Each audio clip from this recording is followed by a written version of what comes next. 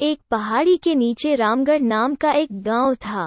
गांव के सारे जानवर हरी घास खाने के लिए सुबह उसी पहाड़ी के ऊपर बसे जंगल में जाते और शाम होते होते घर वापस आ जाते थे। हर दिन की तरह लक्ष्मी नाम की एक गाय अन्य गायों के साथ उसी पहाड़ी के जंगल में घास खाने के लिए गई थी। वो हरी घास खाने में इतनी ज्यादा प्रसन्न थी कि वो कब एक शेर की गुफा के पास पहुंच गई। उसे पता भी नहीं चला। शेर अपनी गुफा में सो रहा था और वो पिछले 2 दिनों से भूखा भी था।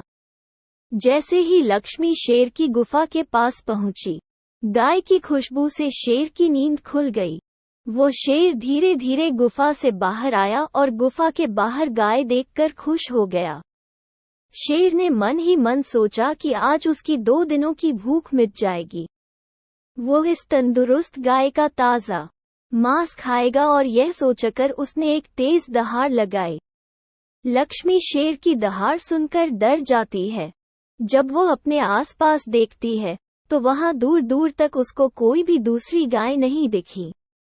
जब वो हिम्मत करके पीछे मुड़ी तो उसे सामने शेर खड़ा हुआ दिखाई दिया। उस शेर ने लक्ष्मी को देखकर फिर से दहाड़ लगाई है और लक्ष्मी से कहा, मुझे 2 दिनों से कोई शिकार नहीं मिल रहा था। मैं भूखा था, शायद इसलिए भगवान ने मेरा पेट भरने के लिए तुझे मेरे यहाँ पर भेजा है। आज मैं तुझे खाकर अपनी भूख मिटा लूंगा।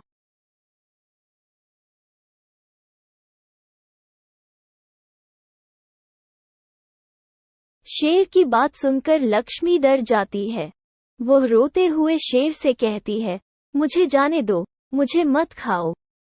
मेरा एक छोटा बच्चा है जो अभी सिर्फ मेरा ही दूध पीता है और उसे घास खाना अभी तक नहीं आया है। लक्ष्मी की बात सुनकर शेर हंसते हुए कहता है, तो क्या मैं अपने हाथ में आए शिकार को ऐसे ही जाने दूं? मैं तो आज तुझे खाकर अपनी 2 दिनों की भूख मिटाऊंगा।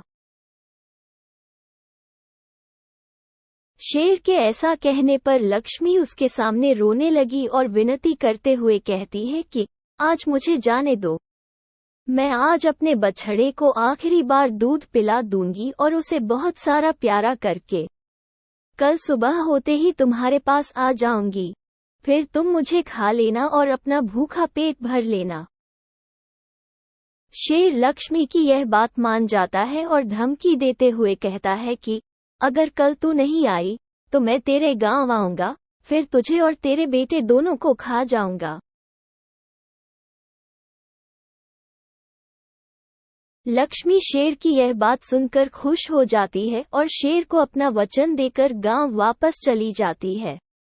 वहां से वो सीधे अपने बछड़े के पास जाती है, उसे दूध पिलाती है और बहुत सारा प्यार करती है। फिर बछड़े को शेर के साथ हुई सारी घटना बताती है और कहती है कि उसे अब अपना ख्याल खुद ही रखना होगा। वो कल सुबह होते ही अपना वचन पूरा करने के लिए शेर के पास चली जाएगी। अपनी माँ की बातें सुनकर बछड़ा रोने लगता है। दूसरे दिन सुबह होते ही लक्ष्मी जंगल की तरफ निकल जाती है और शेर की गुफा के सामने पहुंचकर शेर से कहती है, अपने वचन के अनुसार मैं तुम्हारे पास आ गई हूँ, अब तुम मुझे खा सकते हो। गाय की आवाज सुनकर शेर अपनी गुफा से बाहर निकल कर आता है और भगवान के अवतार में प्रकट होते हैं।